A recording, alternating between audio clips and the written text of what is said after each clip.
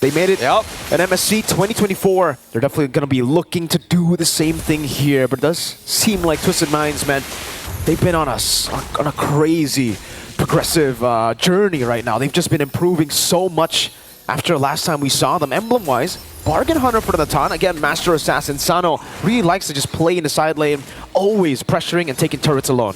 I do kind of like that we are seeing the Bargain Hunter from Vanix, though. I think NIP Flash realizing that Twisted Minds actually plays really well towards the mid to late game. So if you have a bit of a safety net there to make sure that you can match up in scaling once you reach that point in the game, then it's going to be a little bit more efficient than just straight up trying to win the lane, because Twisted Minds likes going for a safer opening playstyle, right? They're not going to go out of their way to force anything on the map or even in their respective lanes and just try to delay it until they actually hit their power spikes. And NIP unfortunately tried to force one too many situations, which ended up playing exactly into their hands in game number 1.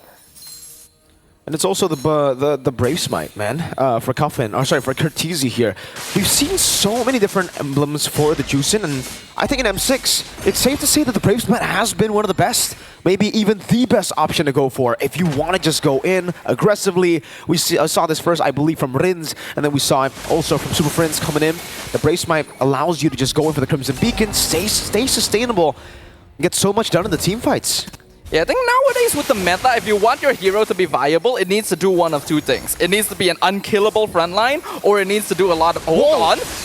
Almost a kill! Oh, the flicker from Sanji! Great slam to take that kill over, so they get a trade at least. But it's just Diablo on a Hilda. The thing is, if that Hilda was the roam, sacrificing yourself for Turtle is totally worth it.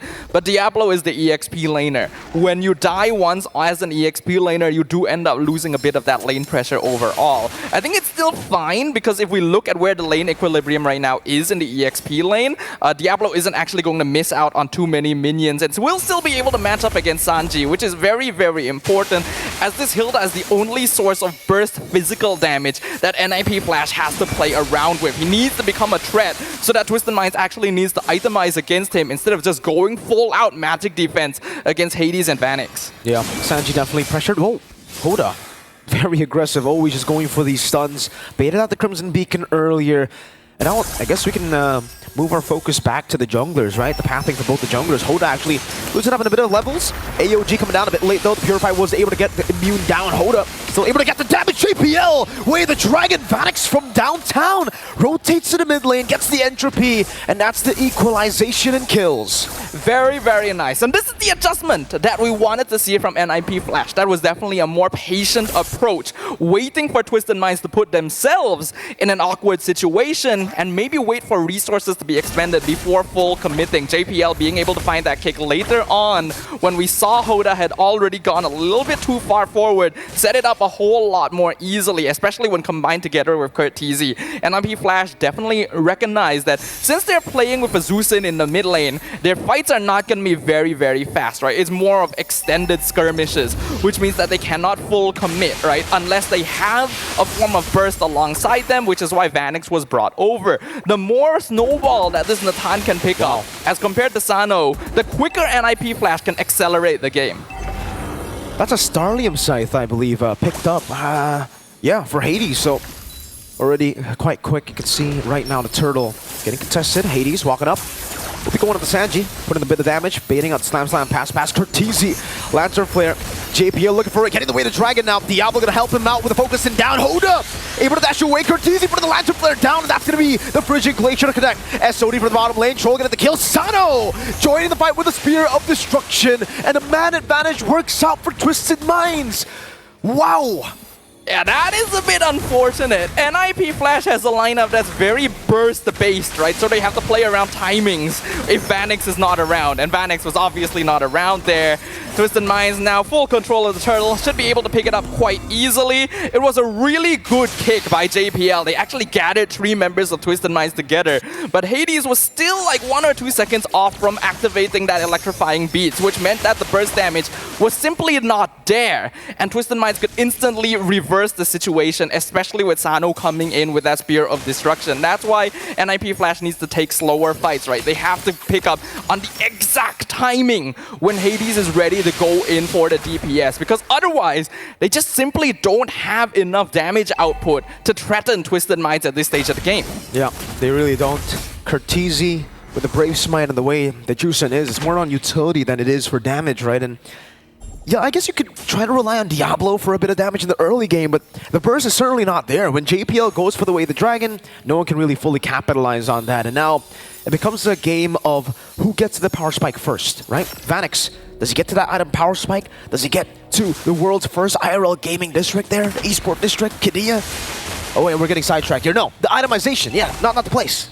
Though the place is pretty important as well. Right now, Vanix needs the Holy Crystal so that he can start becoming a threat to Twisted Minds. And that is usually going to be the third item, unless he decides to go for the rush, right? And I don't really think that's the best idea when you're going for Bargain Hunter. You are scaling up a little bit more for that late game. So NIP Flash actually shouldn't be looking too hard for pickoffs anymore. Now that we are 6.5 minutes in, Diablo by himself will not be enough damage to just burst the target down. You need to have 4 members 1v1. together. Electrifying beat Sano. Still able to actually get out. Did he use the SOD to escape earlier? Yeah, I think he did. Diablo looking for the jump on him. Sano, great recall. Very decisive. Just goes for it, then gets out. Diablo will cut the waves though, so it might be better setup for NIP Flash as we get to the turtle. Hoda getting the stun down, but now might be punished. JPL looking for the way to Dragon. There you go. Hoda punished, and Vanix is able to capitalize. Electrifying beats coming down to Troll. Pops in to revitalize. Vanix getting the free hits, forcing the AOG defensively. And there you have it. NIP Flash full control for Turtle 3. Okay, those are exactly the types of fights that NIP Flash need to be looking for. Delay the entrance, force multiple cooldowns on Twisted Minds, then go for an off-tempo initiation with the Way of the Dragon when Hades is ready to initiate. Vanek could be in some trouble, but looks like the Spear of Destruction will not be taken here. So that will give NIP Flash some space necessary to start opening up the map, to start picking up on items, and Twisted Minds need to now realize that they actually need to revert a little bit more into safer play until Sano comes online. Now Vanix is becoming a problem, right? He's actually becoming a real threat. Once he gets the Holy Crystal, I don't know, even if Twisted Minds have the magic defense already, is it going to be enough to deal with a Hades power spike, a Joy Hades power spike, a Vanix Natan power spike? I think that might actually be able to overwhelm the magic defenses of Twisted Minds. And again, when we're talking about Sano, we're waiting for the item power spike. Definitely, he can attack from different angles. But the range advantage of the Natan might be a bit too much for Sano to even deal with. So let's say he gets a flank. He's probably going to get deleted, even with the Rose Gold. Yeah, the thing about Natan is that once you have that Holy Crystal, once you're at the 4th or 5th item power spike, people melt. It doesn't even necessarily have to be squishier targets, right? Even tankier heroes take so much damage from it. And I'm actually a little bit worried about Twisted Minds going for the build they are, because there is no Athena. Like, look at that! Look at that damage! Yup, Lantern Flare, Sano might be forced to Purify, and he does. Troll go for the flanks, go for the Curtizi. Purify out as well. Curtizi will respect it. Vanix gets the turret. And it's just a trade, a turret tier 2 for a Purify. Also a sprint technically for Diablo. But you can see that gold lead building now even more. Vanix, he's the one holding on to the 3,000 almost gold lead you see on your screen for NIP Flash. And he just got the Holy Crystal right there. So all the damage that Sano was taking was without Holy Crystal even. So NIP Flash now is the best timing for them. When Vanix has his 3rd item, when Twisted Minds has not itemized into Athena shield yet, even Sanji only has the 1 Radiant Armor. So they really have not gotten the magic defense necessary to even survive a couple of seconds against this Natan. This is where you can push the advantage. This is where you can force Twisted Minds into defensive action and take control of more of the map. Hold up, dishing out a bit of damage. Hades already using Electrifying Beast. What happened up top? It's a 2v1. Diablo and Vanix deleting Sano, deleting the threat of a cross-map play, and now Twisted Minds in a 4v4. They weren't able, or sorry, 4v3 rather. They weren't able to force the issue. They thought Diablo was somewhere there. When Sano is down, NIP Flash can afford to actually play very aggressive. They can even throw bodies at them because they just don't have damage they need to worry about anymore. Now that you are at 10 minutes, without the Moskov, Twisted Mind is very reliant on burst themselves, whereas NIP Flash have a lot more to work with Vanix on their side. And with the Lord now pushing up top lane, I think we can expect this next push, as long as the waves are managed properly, to take out every external tower for NIP Flash. Vanix is just so free. Entropy forward. He has the confidence to just go in as well. Hades melting down Sanji with electrifying beats there, forcing him very low as well to back away. Now Vanix looking to play with the Lord. They've already dealt with the Holy Defense in the bottom lane. The tier 2 will fall. Twisted Minds still have pretty good defenses right now. Sano is back up again. Will be able to clear out the Lord. That's Lord 1 dealt with. But NIP Flash will have another wave in the mid lane. They should be able to get all the tier 2s here. And if Twisted Minds try to fight, I don't know about it. Look at the utility from Curtizi, constantly putting the Lantern Flare down, and no one is ready to actually go and catch, even when Cuffin gets the stun. Yeah, 100% Twisted Minds cannot be the primary initiators. They have to wait to counter-engage, try to bait things out from NIP Flash, but even then, can they do so? AOG, onto Diablo, but he gets melted down to Purify out of the Frigid Glacier. Hold up, trying to look for an angle. Hades jumping in, Sano gets his Spear Eviscerate, BL!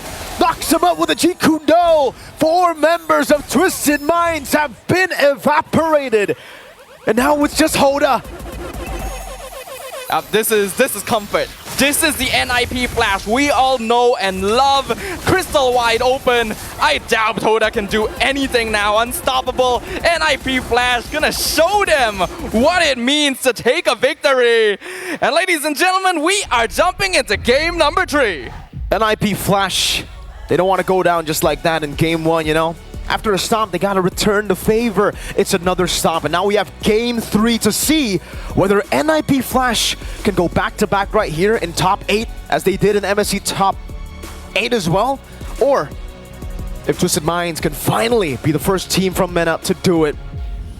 It all comes down to this one singular best of 1. So once again, we're gonna throw it back over to our panel for them to give their analysis of what happened in this one. And just in a flash, NIP Flash. Right, because they all have their own